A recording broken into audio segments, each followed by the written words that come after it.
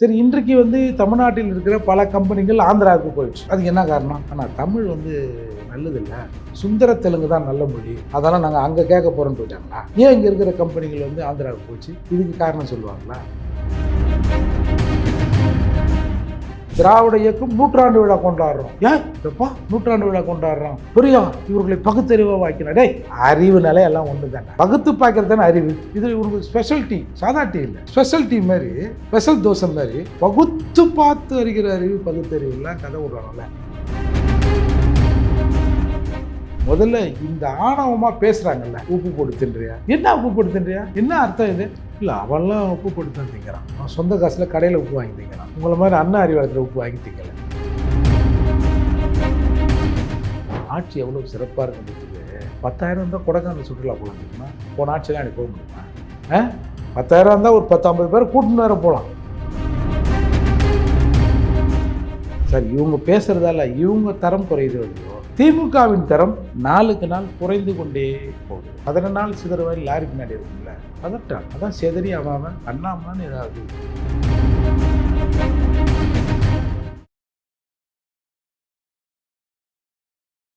இளைய பாரத நேயர்களுக்கு வணக்கம். இன்னைக்கு நம்ம நேர்களில் நம்ம சிறப்பு விருந்தினர் புரட்சி தமிழகம் மற்றும் பரையர் பேரவைத் தலைவர் மற்றும் வழக்கறிஞரான ஏர்போர்ட் மூர்த்தி சார் அவர்கள் தான். சார் வணக்கம் சார்.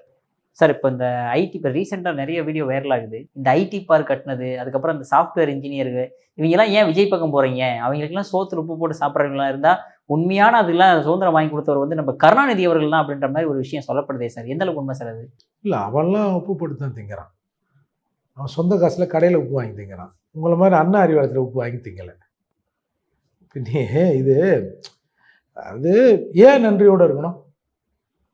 என்ன உன் சொத்தை விற்று ஐடி பேர் கட்டி விட்டியா?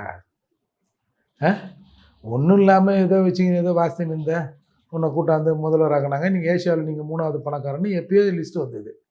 என்ன அப்போ நீ தான் நன்றியோடு இருக்கணும் இந்த மக்களுக்கு. நீங்கள் நன்றியோடு இருக்கிறீங்களா? இல்லை இல்லை சார். ஃபஸ்ட்டு இந்த ஐடி பார்க்னால் இதெல்லாம் நாகரிக வளர்ச்சியில் வர்றது தான். அதை பற்றியா, ஜாக்கெட்டை பற்றியா, ஜீன்ஸ் பேண்ட்டை பற்றியா? ஒரு காலத்தில் எவ்வளோலாம் இதே மனிதர்கள் ட்ரெஸ்ஸு போடாமல் இருந்தாங்க, சொல்ல முடியுமா? அது காலத்துக்கு ஏற்ப நாகரிகம் வளர வளர இந்த மாதிரியான விஷயங்கள் அடாப்ட் பண்ணி தான் வேணும். கை ரிக்ஷா இருந்தது, அதாவது கையால் எடுக்கிறது. ரிக்ஷா வந்த பிறகு கை ரிக்ஷாக்காரர்கள் எதிர்ப்பு தெரிவித்தாங்களாம். ரிக்ஷா ஓடினுங்கிறது. ஆட்டோ வந்தது. ஆட்டோ வந்தபோது ரிக்ஷாக்காரர்கள் எதிர்ப்பு தெரிவித்தா சொல்லுவாங்க. ஆட்டோ ஓடினே இருந்தது. ஷேர் ஆட்டோன்னு ஒன்று வந்தது. உடனே ஆட்டோக்காரெலாம் சேர்ந்து, இன்னும் அது எங்கள் ஆட்டோவில் 2 பேர் போகலாம், இல்லை 10 பேர் 20 பேர் போகலாம் பொழுது, இது எங்கள் பொழப்பை பாதிக்கும் அப்படின்னு ஷேர் ஆட்டோவை எடுத்து வச்சாங்க. அப்புறம் இப்போ ரேபிட்டோன்னு வேலைக்கு போகிறாங்க, டக்குன்னு ஒன்று ஆன் பண்ணுறான், ஒருத்தன் ஏற்றின்னு போயிடுறான். அந்த மாதிரியான சில விஷயங்கள் நாகரிகம் வளர வளர சில விஷயங்களையும் நம்ம அடாப்ட் பண்ணி தான் ஆகணும். கம்ப்யூட்டர் வரும்போது பல பேருக்கு வேலை போகும்னு சொன்னாங்க. ஆனால் கம்ப்யூட்டரே எனக்கு ஒரு வேலையாகி போச்சு இல்லையா? அதெல்லாம் சர்வசாதாரணம். நீங்கள் முதல்ல நீங்கள் இந்த காட் ஒப்பந்தம், காட்சி ஒப்பந்தம்னு மன்மோகன் சிங் காலத்தில் வந்தது. அப்போது ராஜீவ்காந்தி பிரைம் மினிஸ்டர். அப்போது இந்த மாதிரியான நம்ம இந்த புதிய பொருளாதார கொள்கை, இந்த ஒப்பந்தங்களுள்ளே போனோம்னா இதை நம்ம எப்படி அடாப்ட் பண்ணுறது, இதற்கான ஆட்கள் நம்மக்கிட்ட இல்லை. அது மட்டும் இல்லாமல் இந்த அதாவது மாடர்னைஸ் மிஷின்கள் உள்ளே வருது, கம்ப்யூட்டர் ஃபஸ்ட்டு உள்ள. ஆமாம், உள்ளே வரும்போது இங்கே மேனுவலாக செய்கிற வேலைகள்லாம் குறையும் அப்படின்னு ஏற்கனவே இங்கே இருக்கிற கம்யூனிஸ்ட்டுகள் பிரச்சனை பண்ணுவாங்க அப்படின்னு ராஜீவ்காந்தி கையை பிசைஞ்சின போது அதுக்கு உதவி செய்தவர் நம்ம சுப்பிரமணிய சாமி. இன்றைக்கு இந்தியாவிலேயே ஐடி பார்க் வளர்ந்துருக்கு, இந்த தொழில்நுட்பம் வளர்ந்துருக்குன்னா அதுக்கு நம்ம நன்றி சொல்ல வேண்டிய ஒரு நபர் யாருன்னா அவர் சுப்பிரமணிய சாமி தான். அவர் அப்போ தான் அவங்க என்ன பண்ணுறாங்க, அப்போ இந்த மாதிரி விஷயங்கள் வரும்போது நமக்கு நிர்வாகத்துக்கு யார் இருக்கான்னு ஒரு குழு ஒன்று போடுறாங்க. மன்மோகன் சிங்கு, அமர்த்தியா சென்னு, அப்புறம் நம்ம ரகுராம், இந்த இதில் ரிசர்வ் பேங்க்கில் ரகுராம், இந்த மாதிரி ஆட்கள்லாம் போட்டு அதை ஒரு குழுவாக போட்டு மெயின்டைன் பண்ணி அதை தொடங்குறாங்க. அந்த காலகட்டத்தில் தான் இங்கே டைட்டில் பார்க் போன்ற விஷயங்கள் வருது. இதற்கு முன்னாடியே 1977 எலக்ட்ரானிக் கார்பரேஷன் ஆஃப் தமிழ்நாடு லிமிடெட்னு ஒரு நிறுவனம் அரசு அலுவலர்களுக்கு மென்பொருள், வன்பொருள், சாஃப்ட்வேர், ஹார்ட்வேர்ஸ்லாம் சொல்கிறாங்க இல்லையா, அதையெல்லாம் ப்ரொவைட் பண்ணுறதுக்கும் இந்த மாதிரியான வசதிகளை ஏற்படுத்தி கொள்வதற்கும் அந்த நிறுவனம் தான். நீங்கள் முன்னாடி இந்த இப்போ தானே ஆதார் கார்டெலாம் எடுத்தால, அதெல்லாம் எதை வச்சு எடுத்தான் அப்போ? அதே மாதிரி இந்த ஓட்டர் ஐடி அதெல்லாம் எல்காட்டில் தானே முன்னாடி எடுத்தாங்க. அப்போ ஏற்கனவே 77லேயே இந்த சிஸ்டம் வந்துருச்சு. நான் தான் கலர் டிவியை கண்டுபிடிச்சேன்னா எடுத்தவொடனே கலர் டிவியை கண்டுபிடிச்சிட முடியாதுல்ல. முதல்ல பிளாக் அண்ட் ஒயிட் டிவி, அதுக்கு முன்னாடி ரேடியா, அப்படி தானே படிப்படியாக விஞ்ஞான வளர்ச்சின்று ஒன்றிலிருந்து ஒன்று. இப்போ சேர் எப்படி கண்டுபிடிச்சான்? ஒரு மரத்து வேரை பார்த்து மரத்து வேர் மேலே உட்காந்தான், இதை அப்படியே எடுத்து இப்படி போட்டோம்னா எப்படி இருக்கும்னு ஒரு கற்பனையில் பறவை கண்டான் விமானம் செய்தான்னு சொல்கிறாங்க இல்லையா? அந்த மாதிரி ஒரு வெறுமையில் ஒன்றும் தோன்றாது, ஒன்றிலிருந்து தான் ஒன்று தோன்றும். அப்போ இதெல்லாம் வந்து காலத்தின் தேவை. இப்போ நீங்கள் இந்த புதிய பொருளாதார கொள்கையில் எல்லாவனும் வந்து அப்போ வந்து கம்யூனிஸ்ட்டை நம்ம வெஸ்ட் பெங்காலில் இதுக்கு எதிர்ப்பு தெரிவிப்பாங்கன்னு அன்றைக்கு இருந்த ஜோதிபாசு பையன் இருக்கான்ல, அவன் ஒரு கம்பெனி வச்சுருந்தான். அந்த கம்பெனிக்கு தான் முதல்ல ஆட்டோமேட்டிக் மிஷின் எல்லாத்தையும் இறக்குமதி செஞ்சு முதல்ல அவங்க வாயை மூடினாங்க. அந்த மாதிரி இப்போ நம்ம தமிழ்நாட்டை எடுத்து வச்சுங்க. அப்போது வந்து கருணாநிதி தான் யார்? நம்ம டெல்லிக்கார் இருக்கிறார்ல, முரசொலி மாறன், அவர் தான். அவர் உங்களுக்கு ஒன்று ஞாபகம் இருக்கா? ஹூண்டாய் கம்பெனி வருகிற போது ஹூண்டாய் கம்பெனியில் ஒரு பெரிய மேஜர் ஷேர் அவர் வந்து வாங்கினார். இவங்க வேலையை இப்போ நாங்கள் வந்து இப்போ ஒரு சம்பவம் ஞாபகம் வந்துச்சு. நம்ம கண்ணகி நகர் பக்கத்தில் ஒரு ஹோட்டலில் ட்ரைனேஜில் இறங்குறாங்க. ஒரு 3 பேரோ 4 பேரோ இறங்குறாங்க. அதில் 3 பேர் 2 பேர் இறந்துட்டாங்க. என்ன சரியா இன்றைக்கி இருந்தால் போல். ஒருத்தன் வந்து இந்த லங்ஸில் தண்ணி போய் அவன் கொஞ்சம் ஹாஸ்பிட்டலைஸ்டு அப்படி இப்படி ஆனோடனே அந்த ப்ரொவிஷனில் வந்து இறந்தவர்களுக்கு 10 லட்ச ரூபா அதுன்னு சட்டம் இருக்குது. இப்போ இவர் வந்து கொஞ்சம் ஹாஸ்பிட்டலில் இருந்துட்டு வந்துட்டார். இப்போ எல்லோரும் போகிறாங்க, கட்சிக்காரங்களாம் போய் அவனை வந்து மிரட்டி காசை வாங்கணும், போகணும், வரணும்னு. இப்போ இந்த பஞ்சாயத்து துறப்பாக ஏசி ஆஃபீஸில் நடந்துக்குது. இது ஒரு 10 நாள் நடக்குது போல இருக்குது. அப்போ எனக்கு அது பக்கத்தில் நம்ம கம்யூனிஸ்ட் தோழர் ஒருத்தர் இருக்கார். தோழர், இந்த மாதிரி இந்த பிரச்சனையாக போகிறோம், 10 நாளாக இந்த பிரச்சனை இழுத்துனே இருக்குது, அதால் நீங்கள் கொஞ்சம் வாங்க தோழர், மயமாக உங்களுக்கு தெரியும் நினைக்கிறேன், அந்த ஏசிக்கு கொஞ்சம் பேசி கொடுங்கன்னாரு. ஆனால் நான் எங்கே வர போகிறேன்? இல்லை வாங்க தோழர். சரி, நேராக போனேன். போனோடனே அந்த ஹோட்டல் மேனேஜர் வந்திருந்தார், ஸ்டேஷன் உள்ள ஏசி ஆஃபீஸில். அதுக்கு முன்னாடியே அந்த ஹோட்டல் உரிமையாளர் ஃபேமஸானவர், அவர் எல்லாம் சொன்னால் எல்லாருக்கும் தெரியும். அவர் எங்கே இருக்காருன்னு விசாரிச்சிக்கினேன். சரி சொல்லிட்டு அவர் நம்பர்லாம் வாங்கி வச்சுக்கினேன். நேராக போய் அந்த மேனேஜர் வந்தார். நான் சொன்னேன், எடுத்த உடனே இப்போது ஒரு நிவாரணத் தொகை நஷ்டஈடு டிசைட் பண்ணுன்னா நீங்கள் பண்ணுவீங்களா, உங்கள் ஓனர் பண்ணுவாரா? ஏன் சார் கேட்குறீங்க? இல்லை, உங்கள் ஓனர் இப்போ துபாயில் இருக்கார், உங்கள் ஓனர்கிட்ட பேசினாலும் பேசிக்கலாம். இல்லை சார், நானே டிசைட் பண்ணுவேன் அப்படின்னாலும் உங்கள்கிட்ட பேசிக்கலாங்க அப்படின்னு சொன்னேன். இல்லை சார், நானே டிசைட் பண்ணலாம். உடனே என்ன பண்ணேன், இங்கே பாரு அப்படின்னு எல்லாம் பேசினே இருந்துட்டு, இங்கே பாரு 2 பசங்க இருக்குது, 2 பசங்களுக்கு இந்த குறிப்பிட்ட தொகையை அக்கௌண்ட்டில் போட்டுருங்க, அதுக்கு இந்த கம்யூனிஸ்ட் தோழர் உதவி பண்ணுவார். மிச்சம் ஒரு 50,000 மட்டும் அவங்ககிட்ட கொடுங்க. சொந்தக்காரெலாம் வந்து வீட்டில் உட்காந்துக்கிறான், ஏதாவது கிடைக்காதா அப்படி இப்படின்னு வந்து உட்காந்துருமா, 2 நாள் சாப்பிட்டு விட்டு போட்டோம், மிச்சத்தை அக்கௌண்ட்டில் போட்டுருங்க, வேறு யாருக்கிட்டையும் எந்த காசையும் கொடுக்காதுன்னு சொல்லிட்டு ஏந்துட்டேன். அந்த ஏசி சொன்னார், இது ஒரு 10 நாளாக ஈத்துனுக்குது இந்த பிரச்சனை, வந்து ஒரு 5 நிமிஷத்தில் இதை முடிச்சிட்டேன்னாரு. ஏன்னா வந்தவன் எல்லாம் ஆரம்பிக்கிறத அப்புறம் எங்களுக்குன்னா அப்படி தான் ஆரம்பிச்சு தான் அது பிரச்சனை ஈர்த்துன்னு போச்சா சொன்னாங்க. அதே மாதிரி இவங்களோட பாலிசியை எது வந்தாலும் அப்புறம் எங்களுக்குன்னா அதில் அப்படின்னு சொல்கிறவங்க தான் சார் இவங்க. அதில் தான் நீங்கள் நான் சொன்ன மாதிரி ஹூண்டாயிலெல்லாம் ஏகப்பட்ட பங்குகள் இருக்குது. சரி, இப்போலாம் வந்ததுன்னு சொன்னீங்க. சரி, இன்றைக்கு வந்து தமிழ்நாட்டில் இருக்கிற பல கம்பெனிகள் ஆந்திராவுக்கு போயிடுச்சு. அதுக்கு என்ன காரணம்? ஆனால் தமிழ் வந்து நல்லதில்லை, சுந்தர தெலுங்கு தான் நல்ல மொழி, அதெல்லாம் நாங்கள் அங்கே கேட்க போகிறோன்னு போயிட்டாங்களா? ஏன் இங்கே இருக்கிற கம்பெனிகள் வந்து ஆந்திராவுக்கு போச்சு? இதுக்கு காரணம் சொல்லுவாங்களா? அதால் யார் முதல்ல யாருக்கு நன்றியோடு இருக்கணும். ஜனநாயகத்தில் மக்கள் தான் எஜமானர்கள். அவன் தப்பாக ஓட்டு போடுறான், அவன் லூஸுக்கு போடுறான், மென்டலுக்கு போடுறான், வேறு எவனுக்கு தான் ஒருத்தருக்கு ஓட்டு போகிறான். ஓட்டு எண்ணிக்கையில் எது அதிகமாக இருக்குதோ அவர்கள் தான் எஜமானர்கள். அதுதான் இப்படி தான் நடக்குது. இப்போ நீங்கள் எல்லாரும் சொல்கிறான் நாட்டில் இவ்வளோ தற்கொலை என்றோம். எனக்கு அதில் வந்து உடன்பாடே இல்லை.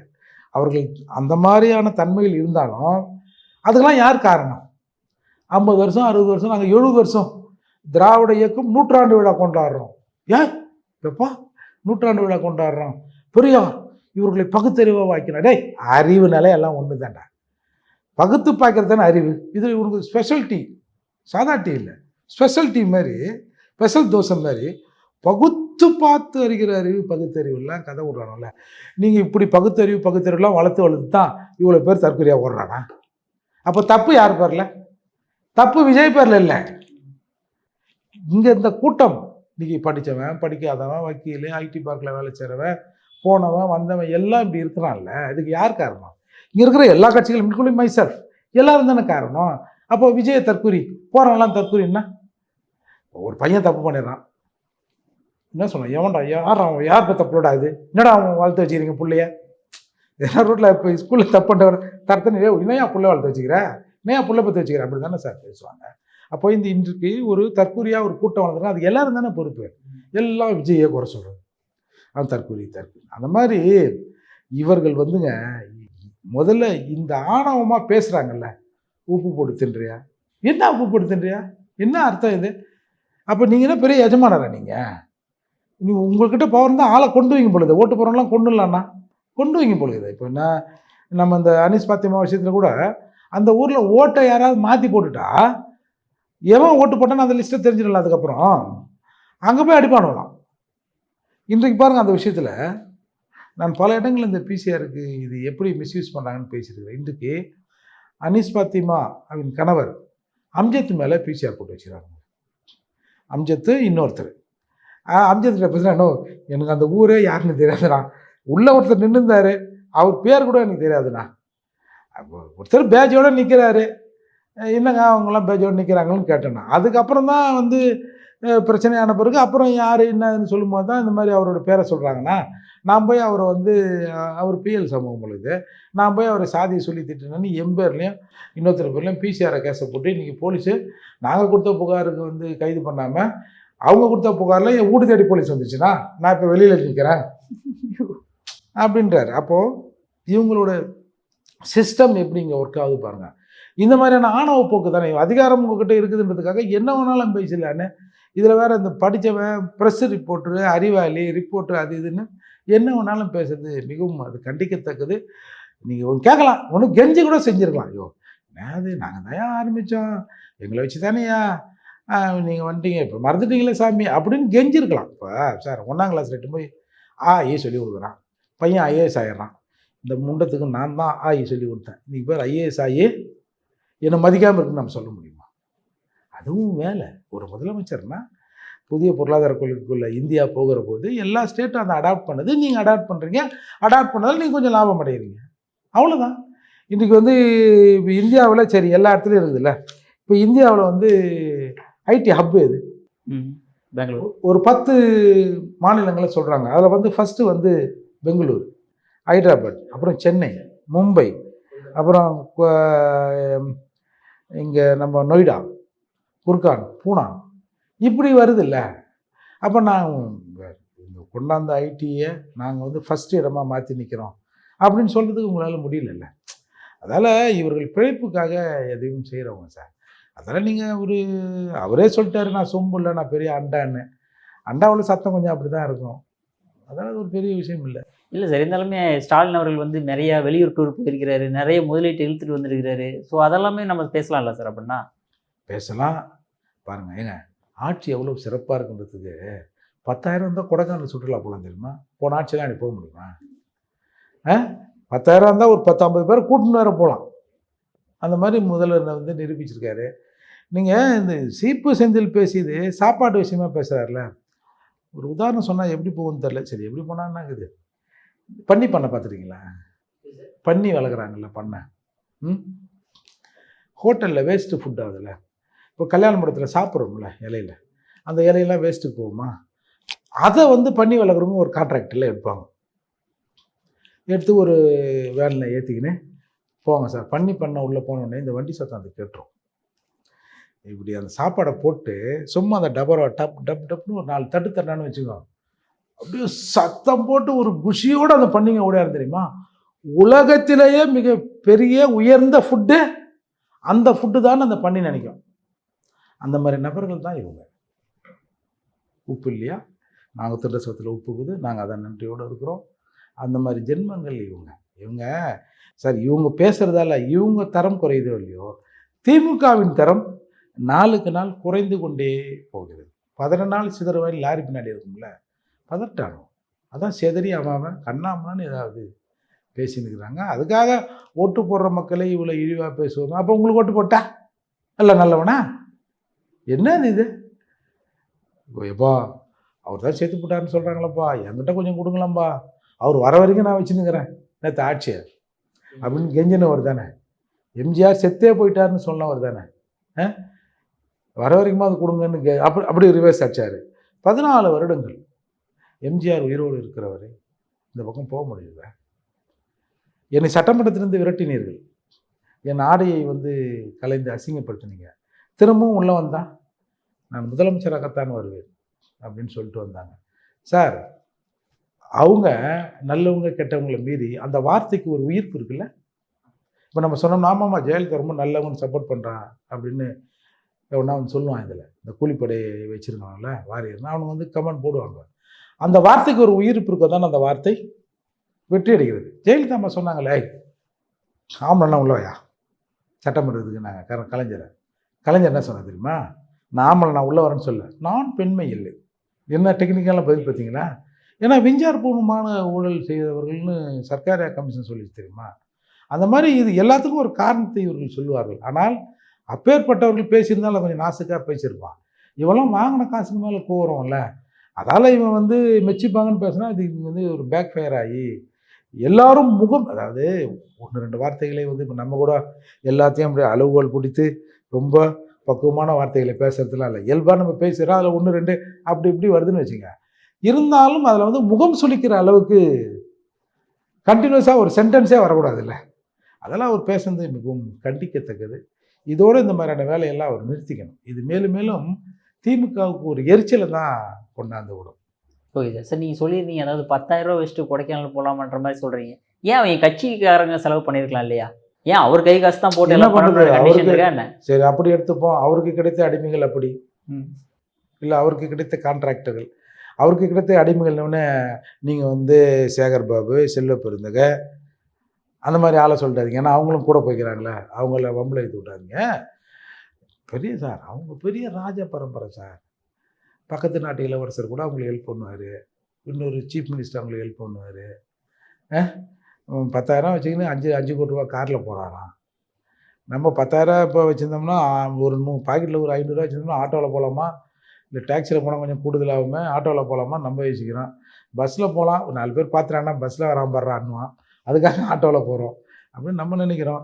அதுக்கெல்லாம் ஒரு வரம் வாங்கி வரணும் சார். அதெல்லாம் அவங்க அப்பா அம்மா அவரை பெற்ற நேரம் சார். அந்த மாதிரி நடக்குது. நம்ம என்ன பண்ணுறது? எது சொன்னாலும் நம்புறதுக்கு ஒரு கூட்டம் இருக்குது. அதாவது எதையாவது செய்து அதிகாரத்துக்கு வருது. அதிகாரத்துக்கு பணத்தை சம்பாதிப்பது, அந்த பணத்தை வைத்து அந்த அதிகாரத்தை தக்க வைத்துக் கொள்வது. இதுதான் கருணாநிதி ஃபார்முலா. அவங்க அதிகாரத்துக்கு வந்துட்டாங்க, சம்பாதிச்சிட்டாங்க, எதையாவது கொடுத்து தக்க வச்சுக்கிறாங்களா. இப்போ ஒரு சில இடத்துல 4,000 கொடுத்தாங்க. ஏதோ ஒரு ஜோக் பார்த்தே, அடுத்த தடவை தொகுதி மாத்திரண்டா அப்படின்னு ஒரு இந்த பரிதாபங்களில் ஒரு ஜோக்கை பார்த்தேன். அந்த மாதிரி பல பேர் இன்னும் அடுத்த தடவை தொகுதி மாறிடணும், விஐபி தொகுதியாக நின்னா தான் ஓட்டுக்கு 4,000 5,000 அதுன்னு தராங்களாம். நம்ம ஊரில் ஒன்றும் இல்லை, 1000 ரூபா ஒத்த நோட்டு தரானோ, ரெட்டை நோட்டு 500 அப்படின்ற மாதிரி சொல்கிறாங்கல்ல. அப்போது இப்போ இதெல்லாம் நம்ம பேசணும்னு வச்சிங்களேன், இதெல்லாம் எவ்வளோ கேவலமான விஷயம். ஏடா ஓட்டை காசை கொடுத்து வாங்குறவங்களால நம்ம பேசினோம்னா அது எவ்வளோ அசிங்கமாக இருக்கும். எந்த கூச்சநாச்சமும் இல்லாமல் இவங்க எப்படி இப்படி பேசுகிறாங்கன்னு நமக்கு தெரியல சார். ஒரு கால் நம்மளும் திமுகவில் சேர்ந்துட்டா நம்மளும் இந்த மாதிரி மாறிடுவோமோ, அந்த ட்ரைனிங் அங்கே கொடுப்பாங்க அப்படின்னு நான் நினைக்கிறேன் சார். பட் இருந்தாலுமே ஓட்டு போடல அப்படின்றதுக்காக திமுகவினர்லாம் அந்த டேங்க்லாம் உடைச்ச வீடியோக்கெல்லாம் வைரல் ஆகுது சார். அந்த அளவுக்கு வெறியா என்ன? ஆளை கொல்லாமல் விட போகிறாங்க பார்த்துங்க. இந்த 4ஆம் தேதிக்கு அப்புறம் தான் தெரியும். 4ஆம் தேதிக்கு அப்புறம் அடங்கிடுவாங்க, வாய்ப்பே இல்லை. பட் இருந்தாலும் 200 மேலே ஜெயிச்சிருவாங்கன்ற ஒரு நம்பிக்கை இருக்காங்க சார். அவங்க நம்பிக்கை தானே சார் வாழ்க்கை. அதெல்லாம் நான் ஒருத்தனை கேட்டேன், என்னப்பா 8 தொகுதி ஜெயிச்சிருமா, 12 ஜெயிப்பே, என்னென்னா நான் நின்னதே 8 ஆட 12 ஜெயிக்கிறமா இல்லையா போகிறேன் அப்படின்ற அந்த மாதிரி தான் சார். நம்பிக்கை தானே சார் வாழ்க்கை. அதெல்லாம் அவங்க நம்பட்டான். எதாக இருந்தாலும் இப்போ இதுக்கு மேலே போய் ஓட்டு பெட்டிக்குள்ளே பூந்து மாற்ற போகிறது இல்லை. எல்லாம் போட்டாச்சு, எல்லாம் பொட்டிலாம் ஸ்ட்ராங் ரூமில் இருக்குது. 4ஆம் தேதி 11 மணி 12 மணி வரைக்கும் வெயிட் பண்ணுவோமே. சரி, அப்படியே நடந்தால் தான் என்ன செத்தாக போயிட்டு போகிறோம். அவங்க நம்மளை சாவடிச்சா தான் உண்டு. நம்ம ஒன்றும் தற்கொலை பண்ணிக்க மாட்டோம் இவங்கள மாதிரி. அது பார்த்துக்கலாம். Okay sir. சார், உங்கள் அற்புதமான கருத்தில் இளையவரிடம் வந்திருக்கு. மிக்க நன்றி சார்.